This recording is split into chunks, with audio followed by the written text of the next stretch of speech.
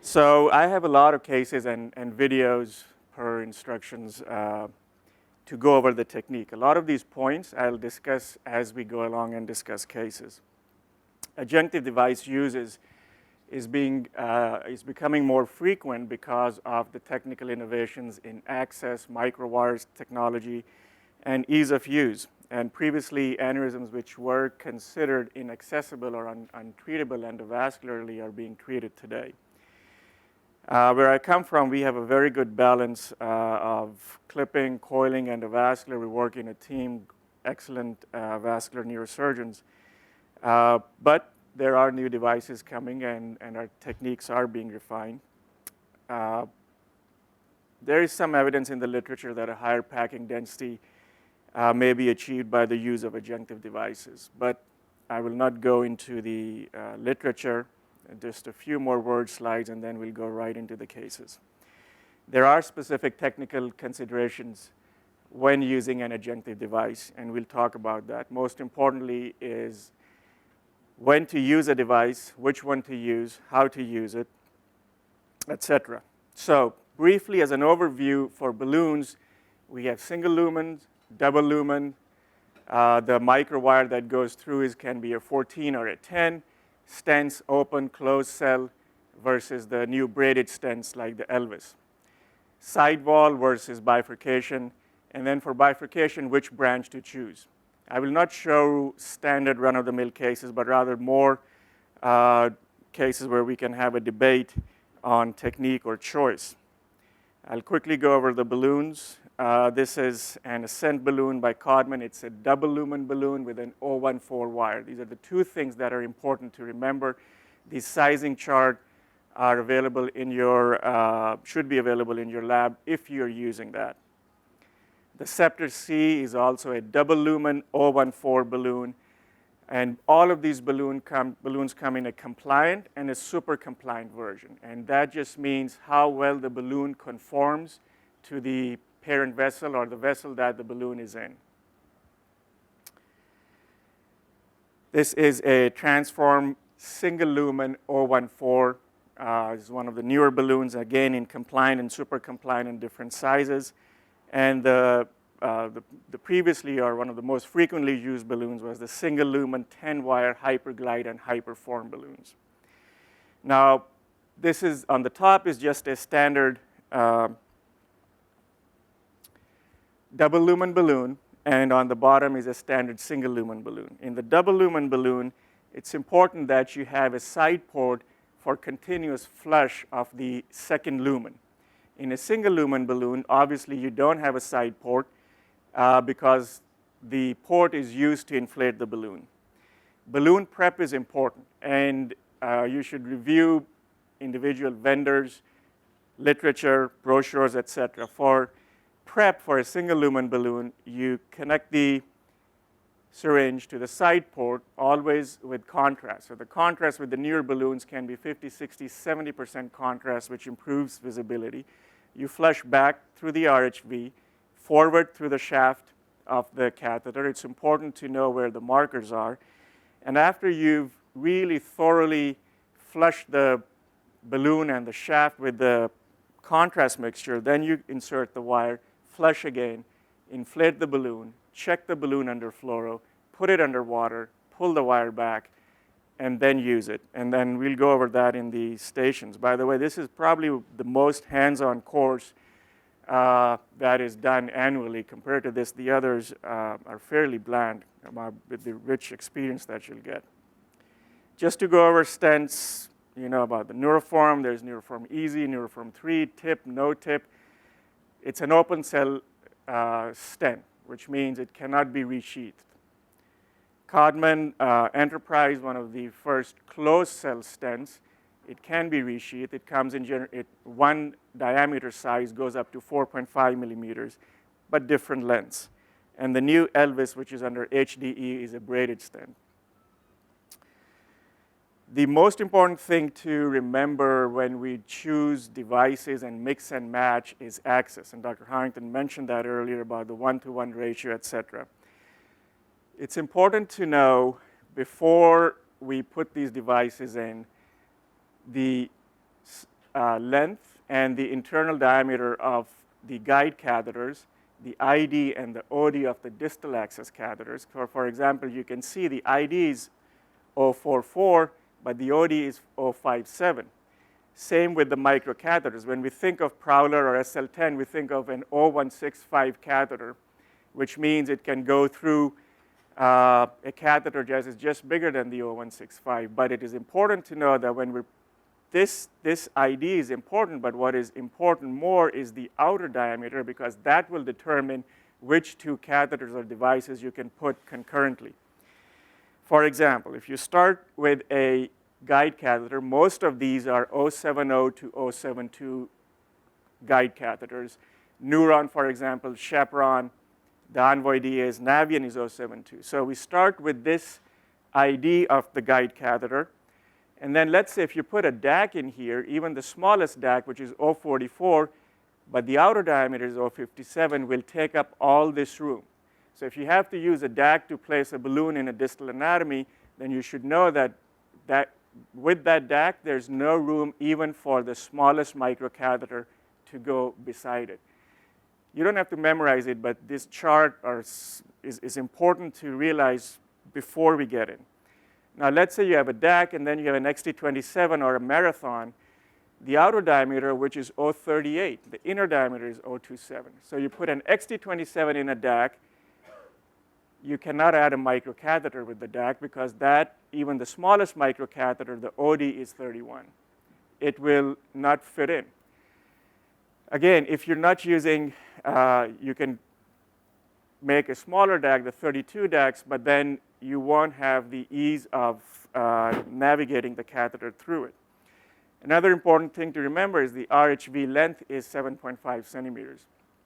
So for sizing, and I'll talk about the length in a minute, check the ID of the largest or the guide catheter. Check the OD and the ID of the intermediate catheter if used. Check the OD of the microcatheter. We're all focused on the ID that a Prowler Plus, Select, we need for an Enterprise, Neuroform, we need XC27, Marathon, etc. But make sure you check the OD if you're using parallel technique or intend to use more than one device. For the length, start with the longest catheter, which is typically your delivery catheter for the stent or the microcatheter, which is typically 150 centimeter. Start working back from that and subtract the length of every other catheter that you use, as well as the RHV. For example, the microcatheter is 150 centimeter. Guide catheters is, let's say, 95 centimeter Neuron. And let's say you need to use a DAC or an intermediate catheter, which are typically 136 centimeter. So if you add 136 centimeter and you start backwards from 150 centimeter, you're only left with 14 centimeters of working length. So if you're in distal anatomy, that means the whole system has to move very distally. You cannot leave the guide catheter down and then plan on taking the DAC all the way up because you'll run out of length. Add to that the RHVs, and you may be left with very little amount of working length. All of these exercises should happen prior to the procedure. There's no... I was just going to say, there are different length RHVs. Right. As well, so that they know. For instance, I use a smaller RHV that's only 5 centimeters. Right. So, yeah, that's a good. But make sure you add those. You know whatever you like to use. Make sure you understand that. You should get the 5 centimeters one. That's a good point. It's actually it's a good RHV. Yeah. So. There's no worse feeling than putting all this up and then realizing, shit, I'm out of length, and you're hubbed all the way, or the device doesn't fit. All right, we're going to jump right into the cases, and I'll start with a run-of-the-mill, top of the basilar, large aneurysm, and I'll show the video. So this is a basilar apex aneurysm, and I'll play it again. Can anyone tell me what's happening here? I'm going to start picking on people because I brought the sheet with me. All right, University of Buffalo is my favorite. Leonardo. Good. So it's thrombosed in a fashion that it's gone through and through, and what's left is this circular remnant with wide neck, base, and both PCAs coming out of the base of the aneurysm. I'll show the lateral. So one PCA, other PCA, thrombus goes from one wall all the way to the other wall. Patient presented with mild headaches, no neurodeficits, mostly asymptomatic, off and on headaches. You can see the partial thrombus. This was her CTA. So the first challenge here, before we go to the coiling part, is access. So you look at the left vertebral artery, loops down, loops back up. And so what kind of, first of all, let me get to the next one. And this is the top of the basilar, both PCAs coming out. There's a PCOM on the left side, no PCOM on the right side. So balloon, stent, flow diverter, anyone?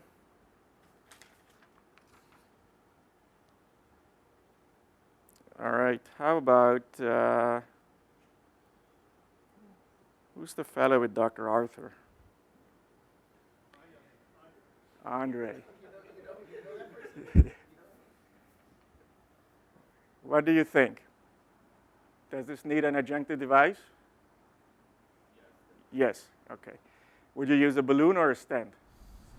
I think in Memphis we get a sequent web. Yes. Is what well, yeah, if you think of the sequent web, except there's already a web in the center of the aneurysm. Yeah. So then which vessel to choose? Which side branch? Left PCA, right PCA? There's a PCOM on the left. The right, good. Now, the other challenge is, and again, Jay mentioned earlier, the vessel comes out of the base of the aneurysm. We have a very tortuous origin. When we put a wire through it and we try to push it, there's a chance that it'll prolapse into the aneurysm. Now, can we do a loopity-loop maneuver here? No, because there's a clot in the center. So the first thing is we have to be cognizant of this fact. Now, how do we avoid that scenario in this case where the center of the aneurysm is clotted? You need to get close to the aneurysm, right? Because we have to deploy a stent, and if you have slack access down below, you lose one-to-one, and you lose the deployment of the stent in a precise fashion. This is the arch. The right vertebral is also tortuous. This vertebral is tortuous. So which guide catheter to choose here? UPMC.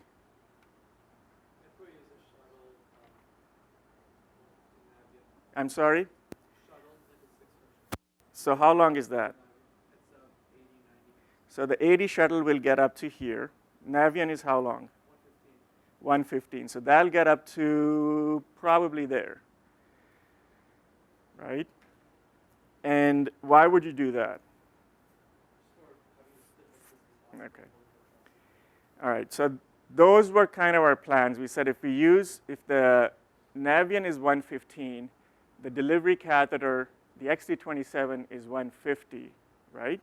You add a couple of 5 centimeter Dr. J RHVs in there. You got 10 centimeter. So you're left with about 20 centimeter of working length. And from there, you have to deploy the stent. The stent shaft is 186, I think, for the neuroform. But the catheter itself is 150. The stent, I'm going to use a 2 centimeter stent here because I don't want it to prolapse. And so what I'm trying to get is you're left with about 20 centimeters of working length alone. So that means the Navion has to go higher, or this guide catheter has to go higher. We did all that math, and what we decided to do was, I'll show you, we said, well, we're going to try and straighten this out with the neuron, go up, because the last thing I want is short length at the top. So I'm going to play this video here. All right, so, and there's a fenestration in the proximal basilar. So this is an XT27 with a 014 transcend wire, and the curve is not the best, but you'll see the problem here. We tried different curves. This is a shortened version. It took about half an hour or more just to get into the PCA. And because we were losing our curves, we could get up to about this point with our catheters, the guide catheter, before we were getting hubbed. So we still have a lot of length. We keep going with the, is this thing playing? All right, we keep going with the wire and get the XT27 closer. But the wire does not want to make the, seems like it stops on its own. Anyway, you see the challenge that there's clot in the center. It's like a tire here, like a Batmobile tire. So you see the wire prolapses into the aneurysm. We try maneuver. We use the wire finally to get out into the right PCA. And when we put the microcatheter, try to follow it, even with distal access, it flies into the aneurysm. It's not playing. So I'll go forward slowly. What's your microcatheter? The XT27 for the Neuroform. And the reason to use the Neuroform, can anyone, there we go. Can anyone fathom why we use the Neuroform as opposed to, for example, the Enterprise? No, we use the Neuroform because the neck is so wide, and this is just the first stage to wait, let it endothelialize, and if we have to go through it through the left side, we want an open cell design, or it's Neuroform there, as opposed to an Enterprise, which is harder to cross. So anyway, we catheter prolapses, so now what? And we've been at it for some time. So what is the next step? At that point, when your catheter's already shot up through the Yeah. At that point, your catheter's already shot up in the aneurysm. Are you? I mean, I don't know that you've really avoided messing with the thrombus. Like you've already kind of banged it up a bit, right? Right. So you're saying do the loop, except the loop, and I showed you the lateral. The loop, the circle is this way. So you're going. And I'll show Earl the video. So we changed the wire. We use a stiffer wire. We change it to a Fathom 16 because we have an 014. Remember the sizing I mentioned? We have an 014 and XT27 with a big differential. So we go to the Fathom 16. And we get across. And then, oh, no, so we tried the Fathom 16. It did not work. So you double wire. So, right. So that's why it's important to remember the size, the ID of the microcatheters. It's an XT27, we have an 014, and we put another 010 wire. So now we have an 024 wire system through an XT27 catheter. So we buddy wired, and there's the smaller wire coming up, follows. We advance the wire out into the PCA. And then using both of them, then it's easier to track the XT27. Renee Chapeau has a paper on that doing, like once you get one wire, the second wire tends to follow the first wire. Right. If you have one wire through, whether it's down here in the neck, if you have a buddy wire, the other wire will follow through. I think this is a great picture of how putting a device changes the geometry. I mean, look where the microcatheter is along the basilar, and it's pretty impressive. Right. So I was going to come to that. The geometry is changed. Now, when we want to put the Neuroform, we don't want it to do this kind of number. We want it to take this curve. So we take the slack off and we deploy the Neuroform, or any stent for that matter. We do it very, very slowly. I like Dr. Harrington's analogy about making love. By the way, I'm going to take that back and use it in reverse and make love like I use coils, because otherwise my case will be very short. So we have to maintain a little bit of forward pressure on it so it takes that curve of the vessel. All right, so there's the Neuroform. I think it's a 2.5 by 20. It has a tip, so it's important to know all your markers. Marker, distal tip of the XT27, lead wire. bumper for the stent, stent, stent, proximal bumper. And as I deploy that, again, we go fairly slowly in our deployment, maintain forward pressure. I know that once the system is moved out, the vessel will relax, so we want to maintain that across, evenly distributed across the neck of the aneurysm. And there we go. So once the stent is deployed, you can see from there to there. So it's got good anchor, nice coverage. And it also marks the position on the lateral where our coils can come. So this is going into the right PCA. I want to get my microcatheter across this circle all the way to the other and start coiling from here back, keeping in mind that the PCA is marking my distal accent. And all of this center is thrombus. Now keep an eye on the thrombus in the center. We got coils, large OD coils, like 014 coils, whether it's a Delta Max, Presidio, XL.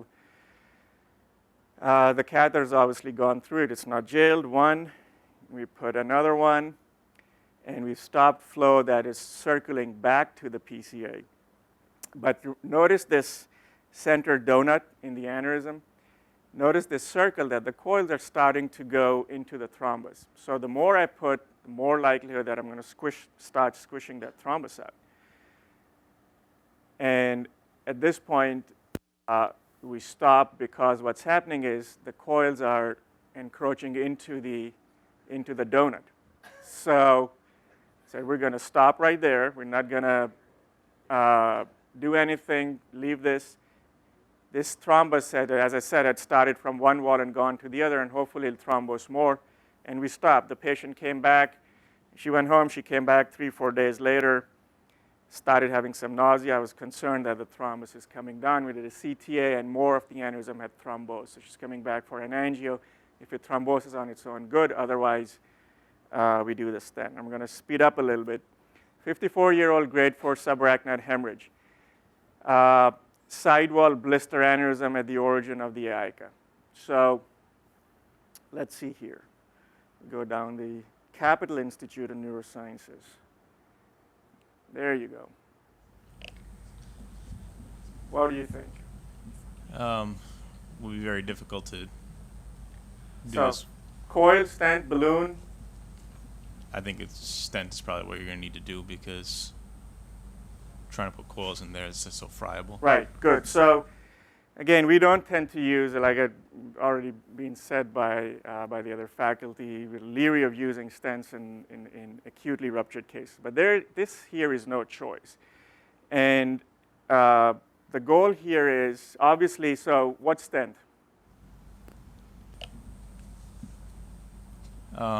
Probably like an Enterprise, or I guess if you had the Elvis, you could use that in this situation. Why Enterprise over the Neuroform? Is the closed cell design. Right, so you can partially sheath deploy it because you're going to jail this, right?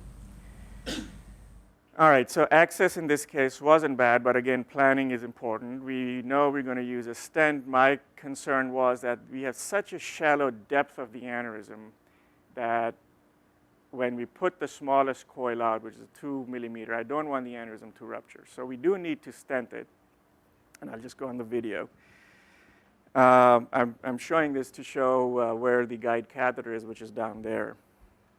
All right, so we do different views, keep giving puffs till we identify the best view. So there is the Enterprise microwire. There is the Prowler Select Plus. And for stents, I always go further out than where I'm going to target because it's easier to then take the slack out, gently pull back, then try to go forward. So I go forward. Another point to make about that, putting a stent in there, for everybody, when you go out the PCA, for that to go as far as you think you can because of watermelon seating. Yeah. Right. Because you want to use a longer stent than you normally would use, say, for a carotid sidewall aneurysm, because it's going to push down into the vascular. Right. Yeah. Ansaar? Yeah. Just to sort of throw out there for discussion purposes, this is a very good and reasonable way to treat this, but it's also worth saying that this is something that could be surgically approached as well. Okay. And so Right. it's not He like in the context grade 4 or whatever. yeah, it's totally reasonable. I just want like sort of for the crowd to, because a lot of times in the modern era we're like, and me too, Right. our thought is posterior circulation, that's out now. That's not an option. But based on what it looks like there, it looks like a middle fossa transtentorial would actually look right on the aneurysm and would be potentially pretty treatable. Right. So just throwing it out there for thinking. If you think it's a real blister, you may not want to try. That's true. That's true, and that I don't know if it's a true blister. It goes the same thing with coiling it. Right. Yeah. The difference in the operating room is you can stop the bleeding, and you've got a stent, you've got Plavix, you've got in my shop it would be heparin, and I wouldn't disagree. I mean, this is 1/6 doesn't have the other. What I'll tell you, what I would do here is I would inject that pike approximately with neurophysiologic monitoring and do a provocative test, because I think I would plan on losing that pica. ICA. I'm sorry, Yeah. and save for some hearing loss. And we actually just did a similar case with something elective, Right. and did sodium amytal with the patient awake, and then his sleep bears went out. Right. We were. This is a grade 4. When we went in, we were pretty sure we'd probably lose the ICA.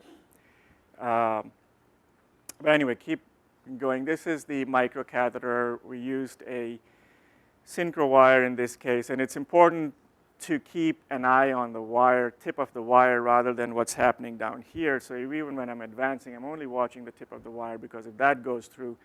The other thing about Plavix and aspirin, so this patient had been on aspirin and Plavix previously. He got platelets for the ventriculostomy. Did do Ecumetrics. We did check his PRUs when we went in. We did give IV ReoPro after we deployed the stent. So the microcatheters in the aneurysm. This is the marker for the enterprise. Again, we want to center it right over the aneurysm. And there's the enterprises deployed. And then what I did here was, because I was afraid that this is such a shallow neck, I used a balloon, put the delivery system out, took a balloon up to put in the center of the stent, just in case the aneurysm ruptured. I have a balloon there to control the bleeding. So this is a transform balloon positioned right over the aneurysm through the enterprise, and then I deploy the first coil. And then you see the balloon going up. I went too fast. So there's the first coil, first run, the ICA is open. There's the balloon. It keeps the catheter tacked in place, keeps the enterprise against the neck of the aneurysm. And I put in, I think 2 or 3 coils, protected the aneurysm. The ICA is still filling, but we were, we had planned that we may lose the ICA, but we stopped at this point. And he's trached and pegged out to a rehab now. Gotta go fast. Yeah, that's a good outcome. Yeah.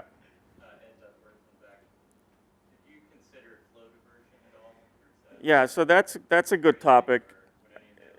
The problem with, I think, to use flow diverter, and I'm going to show more blister aneurysms. The problem using flow diverter in ruptured aneurysm is that the problem is a rupture of the aneurysm. You have to make sure that that is controlled.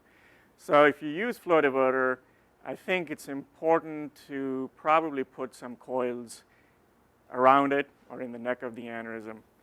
And I'll show another case which may help with that. So 63-year-old, grade 3, small ruptured anterior choroidal aneurysm. Again, balloon, stent, anyone? This is the proximal anatomy. Arch is okay, but the carotid has got some loops, a little bit of spasm athero, maybe FMD. Where would we position the guide catheter here? This is a sidewall ICA aneurysm. Montreal. Got someone from Montreal. Okay, that's a good point. What else? Indiana. No one? Wisconsin. Yeah, I'm actually not sure how I would approach this. All right, well, we have to coil the aneurysm, so we have to use, it's a little shallow, wide-necked ruptured aneurysm, a lot of tortuosity.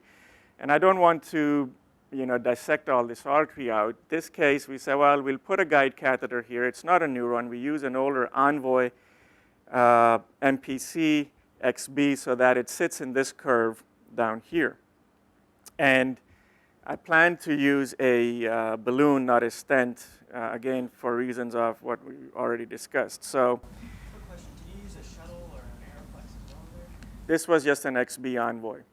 It's, again, you can use whatever you're comfortable with, but I firmly believe what Jay said earlier, keep things very simple, very straightforward, very comfortable.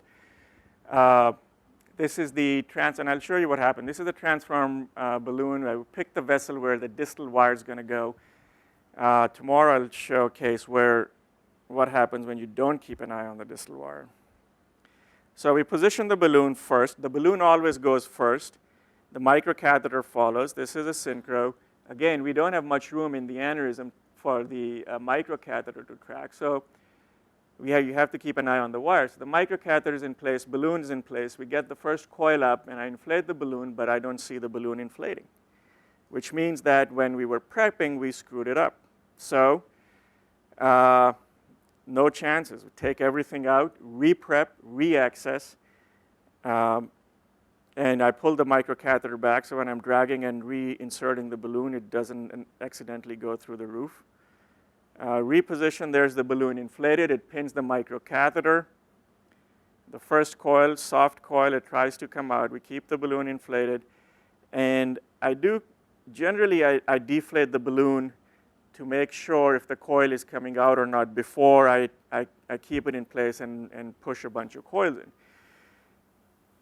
So the balloon's deflated, reinflated, and we go slow, put 3 or 4 coils in, inflate and deflate the balloon every time. This is 70% contrast. Any questions? This is the final run. We stop here. No point in pushing it. The aneurysm's controlled. Haven't caused any disasters. Did you say you jailed that microcatheter first, or you said balloon? I position the balloon first, and that's what's recommended. And I go with the microcatheter. They're not totally out. There are microcatheters also in the guide. It's just I position the balloon first, then navigate the microcatheter. But the balloon wasn't prepped right, so I had to pull the microcatheter back a little bit. How are we doing? Oh, okay. 44-year-old worsening headache, ACOM aneurysm, elective coiling, patient enrolled in FEET, randomized to 14 coils, pre-medicated with dual antiplatelet therapy, but missed Plavix dose on the day prior to coiling. I didn't tell Jay that, but that's what happened. So this is our aneurysm, and forward-pointing rhinoceros. She's a young woman. We actually wanted this aneurysm clipped. She's pretty. She didn't want it clipped. We said, okay, we'll try it. It might require some adjunctive device. Now, when we use an adjunctive device, it's important, and we talked about bifurcation versus sidewall, it's important to choose the right vessel which you are going to protect. So for an ACOM, this patient does have a small contralateral A1. Even though it's easier to go through here and go to the other ACA because this turn is pretty tight, but that doesn't serve any purpose. You have to put the device in the vessel that needs protected. In other words, you cannot protect this vessel by putting a stent on this side or a balloon on this side. The coils will herniate out it, or they can herniate around it and get that vessel. So you have to protect the vessel that is at risk. That's where you put the device. So in this case, it requires making this U-turn into that ipsilateral A1 segment. We use a single puncture, 6 French sheath, Neuron 070. transform and a. So there is our planned route, and you see the wire come up here, and this is again edited, so obviously it didn't go just like that. It took some time, but we made the turn. Keep an eye on the distal wire. And then you'll see the balloon come up down here. Keep an eye on the wire. We try to anchor it in there, and you'll see the wire jump, but we have, this is magged up. We can see where the wire is. At that point, you have to go slow so that the balloon makes that turn and sits right in the neck of the aneurysm where you want it to protect. So there's the balloon's position, and again, the anatomy is distorted because of the device in the parent vessel.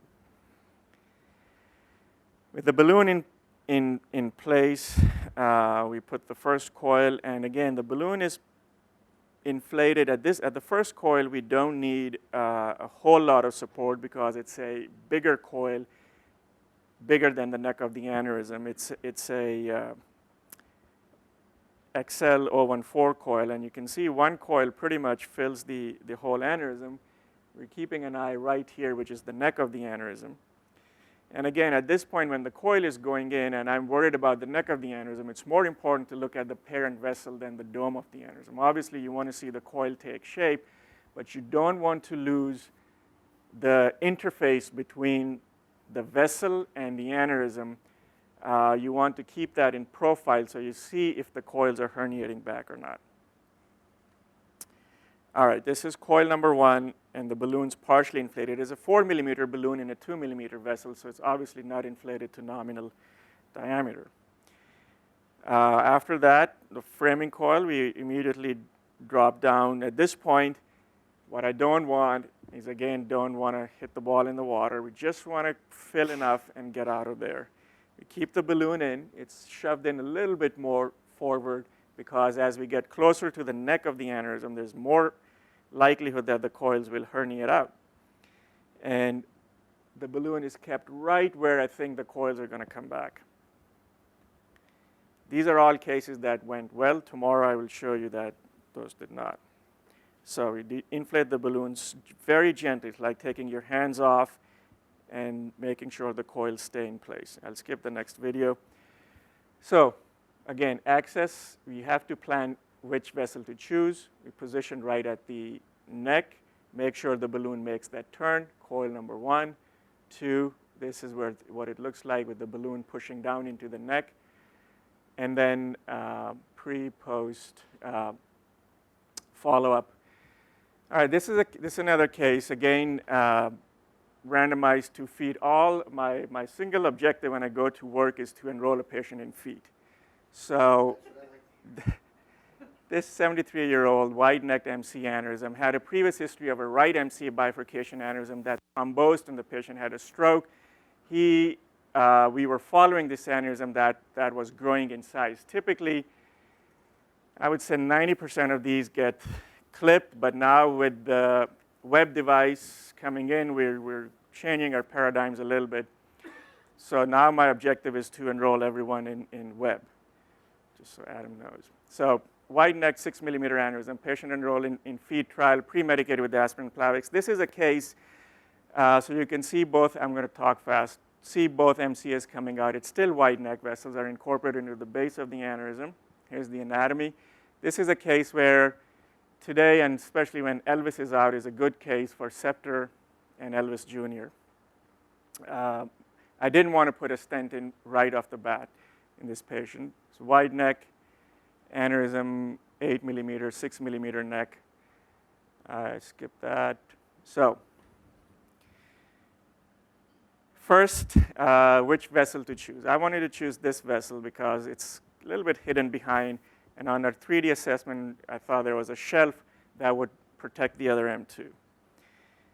So there is the balloon. Now, this is not a super compliant balloon. Again, this would be a better case for a super compliant than a compliant, because when you put the super compliant here and inflate, it'll pooch into the neck of the aneurysm better than a compliant. There is a transform Yeah, now we didn't have it at that time. I just wanted to make it harder. So that's why. Yeah. So we get the wire out in the M2, we get the balloon up, get the microcatheter up. At that time, there was only actually one size for a compliant balloon. Now they have smaller sizes, which are also super compliant. I could have used a hyperglide super compliant, but I'll show you why. I did not. So anyway, the balloon's in place, the microcatheter's in place. Next, we put a coil in, the balloon's there. I'm going to speed it up. The balloon's partially inflated. The coil goes in, and you can see the other M2 is more separate than the one that we chose, and that's why we chose that one. We put the coil. It's again a big coil. And the balloon, you can see the axis of the balloon in relation to the microcatheter. It's still tilted a little bit towards the Can you talk a little bit about your heparinization protocol? The patient's fully heparinized, weight-based. We give 60 to 70 per kilo, and then we maintain an ACT 250 or above. The patient's also pre-medicated with aspirin and Plavix. The heparin before the balloon goes up? The heparin is after the puncture. So we put the coil in, and you can see the balloon's partially deflated, and I'm getting a little uneasy because the coils are coming towards the other M2. So I deploy that coil, and I deploy another one, and then I'm getting nervous, so I keep the balloon in position, and that's why an 014 is important, a balloon that takes an 014.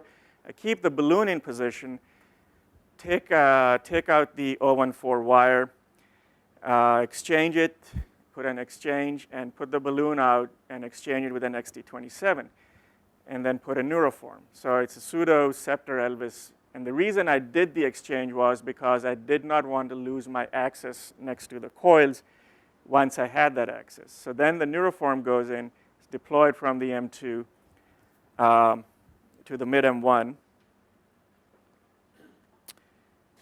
there, and then I put a few more coils in and call it a day. So this pre-post, I think this is a follow-up at 6 months. All right, we go fast. Another ruptured aneurysm, previously clipped ACOM. This is the clip, no left ACA. So wide neck, both complex anatomy because both A2s are coming close to the neck of the aneurysm. Yes?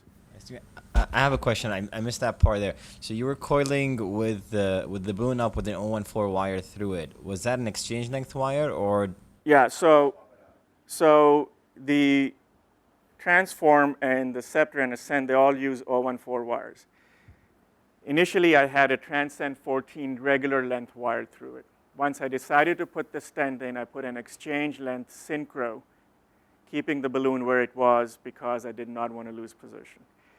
Today, for example, or next month, if I was coiling it and I had to use a stent or I wanted to avoid a stent because patient compliance issue, et cetera, I would probably use a Scepter C to start with, and if I wanted to put a stent in, put the Elvis Jr. through the Scepter. Comments? No, one thing it works better with the super compliant, but if you have the transform in position, let's say you're worried about the stability of the coil mass, you don't want to pull the balloon out at all. Right. You can, through an 070 catheter, fit a 021 catheter next to the transform, so you can go up with a Prowler Select Plus and a Synchro, and then deploy. Yeah, and so what I've had to do, like the case that I mentioned the other time, is you basically sneak by the balloon while it's inflated. Then you can deploy the Enterprise, and because it's closed cell, while the balloon's open. Then you deflate the balloon while the Enterprise pops open, and it doesn't get caught because it's closed cell, and then you can pull the balloon out as like a rescue maneuver. There you go.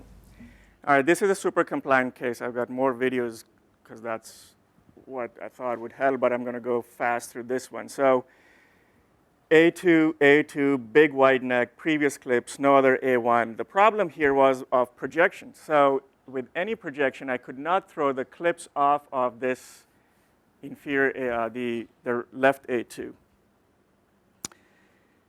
The plan was, and in this here we've already positioned the transform super compliant is here, the microcatheter is in the aneurysm. I start a coil just to see what the neck looks like, and you can see the coil immediately herniates out, so there's no question that the coil by itself is not going to stay in there. So now here the balloon is inflated. It's a super compliant, so you can see it pooching into the base of the aneurysm.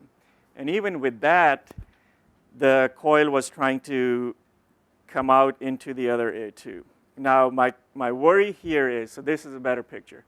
You can see how the balloon's inflated asymmetrically towards the neck of the aneurysm. My concern here is that I don't see this A2 very well, and if I cannot see it well, I'm not sure where the balloons inflating are going to, and I don't want to inflate the balloon right into the A2. So I put one coil in, deflate it. This is the second coil. You see the balloon inflating. Now here what I wanted to do was, because I'm worried where the A2 is, I inflate the balloon partially in the A1 and then cork it and push it forward. So I know the inflated balloon is inflated more than the diameter of the A2. So when I push it forward, it will go and cork into the A2, and I know where I am. This is the wire going behind into the other A2. All right, so the balloon, and then we inflate the balloon, and you can see the coil is going out where I cannot see it. It's going behind the clip, which is not satisfactory. So I pull back, deflate the balloon. Again, I'm not going to risk putting a coil in where I cannot see it, obviously. Pull the balloon back, re-access the aneurysm in another pocket, re-inflate the balloon partially, cork it and push it forward so that it corks into the origin of the contralateral A2. Again, choice of the vessel is important. In this case, I don't want to put the balloon up here because this I can see pretty well. The other vessel I cannot see well. So I want to protect the vessel which is hidden behind that and which has a greater risk of being occluded. So I inflate the balloon, turn, rotate the II to see if I can get a better projection, and then start again, partially inflate, push it forward, cork it into the A2, then inflate it so it inflates towards the aneurysm, and then coil it. So here you can see the picture of the balloon inflated going down, partially deflated pre and post. All right, we're going to run through some pictures fast. So 58-year-old, grade 4 ruptured ACOM, very wide neck. Ipsilateral A2, contralateral A2. The patient has a contralateral A1. So the vessel, which is the vessel that needs to be protected here in coiling this aneurysm, the left or the right A2? That guy. What's your name, buddy?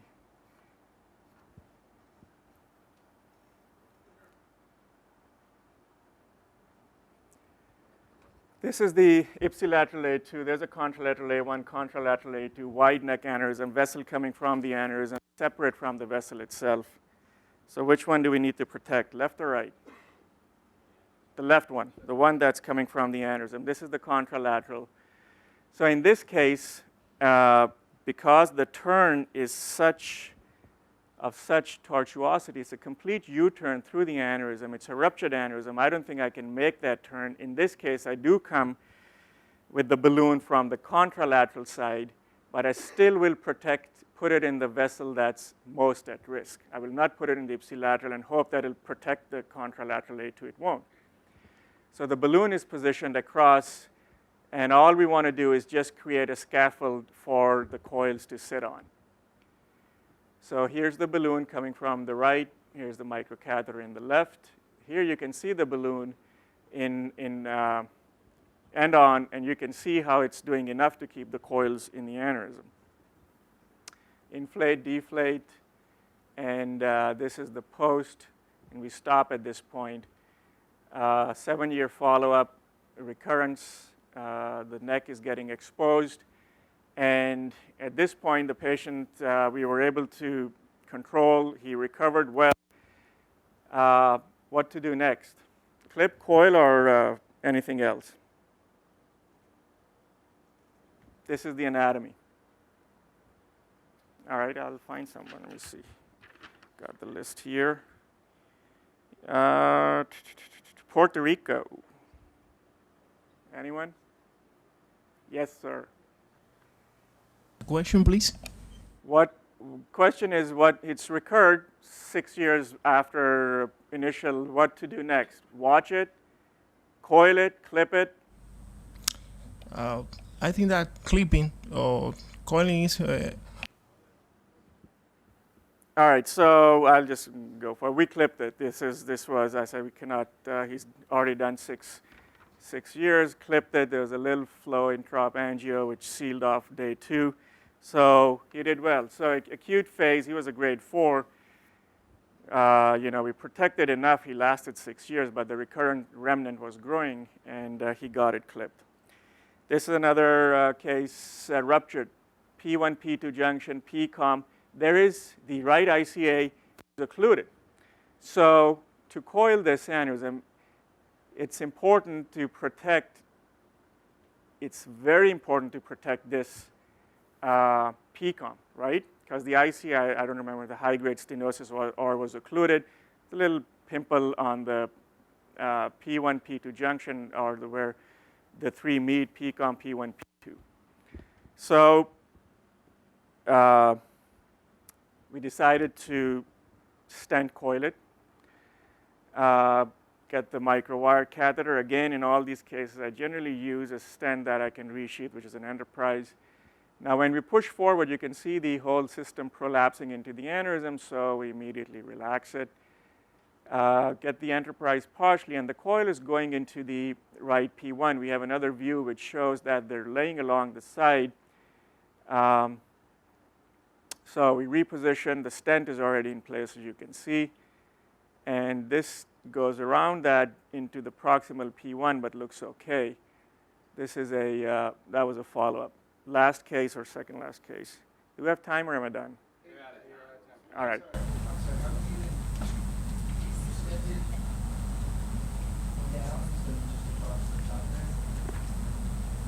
I stented down into the PCOM here because the right ICA had a very high-grade stenosis. I was afraid if I stent across and lose the PCOM, her right hemisphere is impacted.